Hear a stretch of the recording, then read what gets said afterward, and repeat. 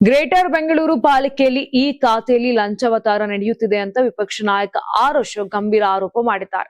ನಮ್ಮ ಸರ್ಕಾರದಲ್ಲಿ ಯಾರು ಲಂಚ ತೆಗೆದುಕೊಂಡಿದ್ದಾರೆ ತೋರಿಸಿ ಎಂದು ಸವಾಲು ಹಾಕಿದ್ದ ಡಿಸಿಎಂ ಡಿಕೆ ಶಿವಕುಮಾರ್ಗೆ ವಿಧಾನಸಭೆ ಅಧಿವೇಶನದಲ್ಲಿ ಸಾಕ್ಷಿ ಸಮೇತ ಟಾಂಗ್ ಕೊಟ್ಟಿದ್ದಾರೆ ಹಾಗೂ ಫೋನ್ ಪೇ ದಾಖಲೆಯನ್ನ ಪ್ರದರ್ಶನ ಮಾಡಿದ್ದಾರೆ.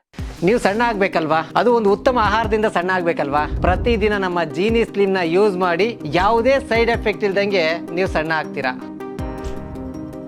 ಈ ಖಾತೆ ಬಗ್ಗೆ ಇಡೀ ದೇಶವೇ ಕೊಂಡಾಡಿದೆ. ಈ ಖಾತೆ ವಿಚಾರದಲ್ಲಿ ಯಾರು ಲಂಚ ತಗೊಂಡಿದ್ದಾರೆ ತೋರಿಸಿ ಅಂತ ಡಿಸಿಎಂ ಡಿಕೆಶಿ ಡೈಲಾಗ್ ಅನ್ನ ಹೊಡೆದಿದ್ದಾರೆ. ಆದ್ರೀಗ ಇಲ್ಲಿ ನೋಡಿ, ರಮೇಶ್ ಎಂಬಾತ 15,000 ಲಂಚ ತಗೊಂಡಿದ್ದಾನೆ. ಫೋನ್ ಪೇ ನಲ್ಲಿ ಹಣ ತಗೊಂಡಿರುವ ದಾಖಲೆ ಇಲ್ಲಿದೆ.